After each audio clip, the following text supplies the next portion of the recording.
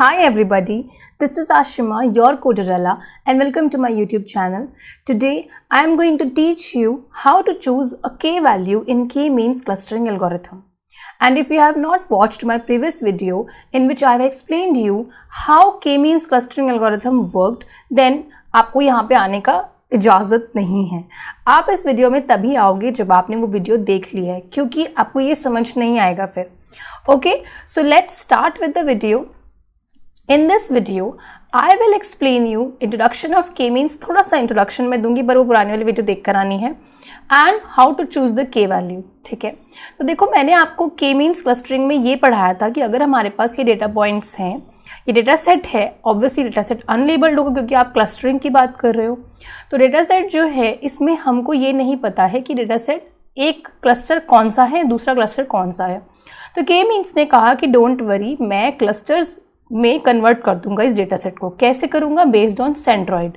तो उसने सेंट्रॉइड निकाला था और बेस्ड ऑन सिमिलैरिटीज़, मतलब वो सिमिलर ये जो पॉइंट्स हैं कौन से उस सेंट्रॉइड के नियर हैं, कौन से वो पॉइंट्स उस सेंट्रॉइड के नियर हैं उसको एक क्लस्टर में डाल दो, कौन से पॉइंट्स इसके सेंट्रॉइड के नियर हैं उसको एक क्लस्टर में डाल दो. ठीक है, ऐसे हमने k-means क्लस्टरिंग एल्गोरिथम को यूज़ किया था. अब क्वेश्चन आता है, सेकेंड टॉपिक क्या है, how to choose the k value. k value को कैसे चूज़ करें भाई? k मतलब k क्या है यहाँ पे? Number of clusters. भाई k मीन्स का मतलब क्या है? k मतलब नंबर ऑफ क्लस्टर्स है. मीन्स क्या है? आप सेंट्रॉइड कैसे बताते हो? मीन निकाल के पॉइंट्स का, इन सबके पॉइंट्स का मीन निकालोगे तो इसका सेंट्रॉइड मिल जाएगा.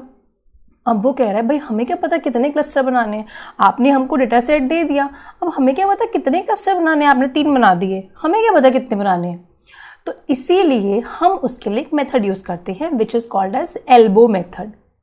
एल्बो मेथड कहता है कि डोंट वरी, टेंशन नहीं लेनी है, मैं आपको ये बता दूंगा कि ऑप्टिमल नंबर ऑफ क्लस्टर्स कितने होने चाहिए k-means क्लस्टरिंग में, कितने क्लस्टर्स आने चाहिए आपके डेटा सेट के अकॉर्डिंग, आपके अनलेबल डेटा सेट के अकॉर्डिंग कितने क्लस्टर्स आने चाहिए, k की वैल्यू क्या होनी चाहिए.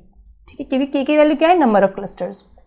अब एल्बो मेथड कहता है, मैं ये तो बता दूंगा बट मैं एक फॉर्मूला यूज़ करता हूँ which is called as WCSS, within cluster sum of squares.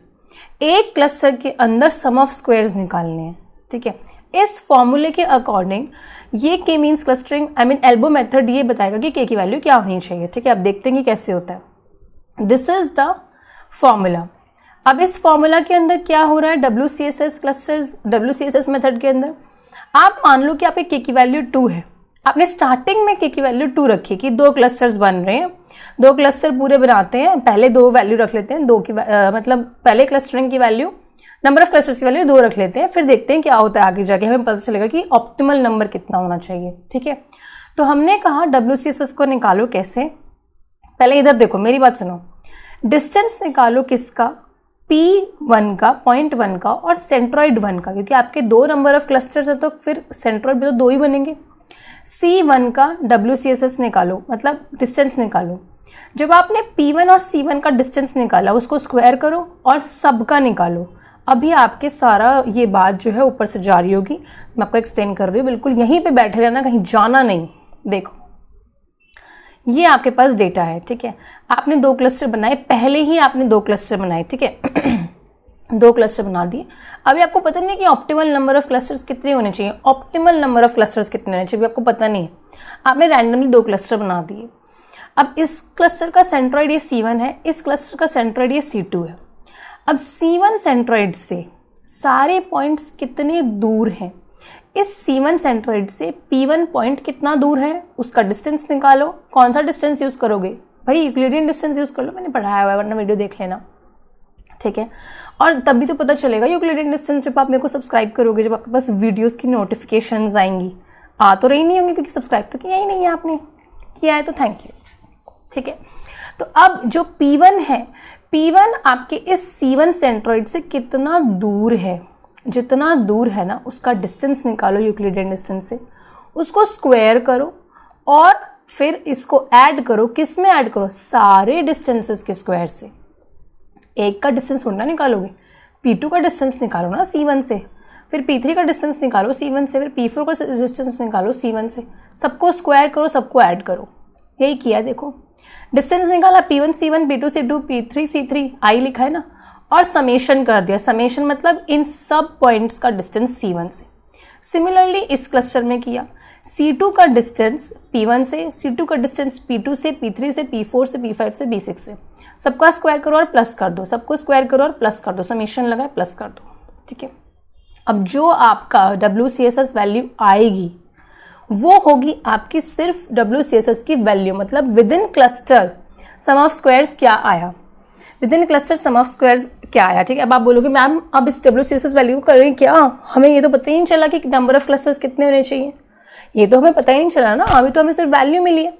तो अब हम उसके लिए क्या करेंगे, देखो आपके पास जब आपने 2 क्लस्टर्स चूज किए थे तब आपकी वैल्यू ये आई, आपने उससे पहले K1 लिया होगा। आप हमेशा 1 से शुरू करते हो, हमने 2 से शुरू किया है, 1 से शुरू करते हैं। 1 जब आपने लिया था K1 मतलब एक ही क्लस्टर, तो WCSS की वैल्यू इतनी आई थी। जब आपने क्लस्टर्स 2 लिए K = 2 हो गया तो आपकी वैल्यूज WCSS की इतनी आई थी। जब आपने उसको 4 लिया तो वैल्यू इतनी आई। जब आपने WCSS की वैल्यू मतलब जब आपने नंबर ऑफ क्लस्टर्स 5 लिए तब आपकी WCSS की वैल्यू इतनी आई, ठीक है। अब देखो नोटिस करो इस पॉइंट के बाद मतलब K = 5 के बाद आपने K की वैल्यू को बढ़ाते गए, K की वैल्यू 6 हुई, 7 हुई, 8 हुई, 9 हुई, 10 हुई।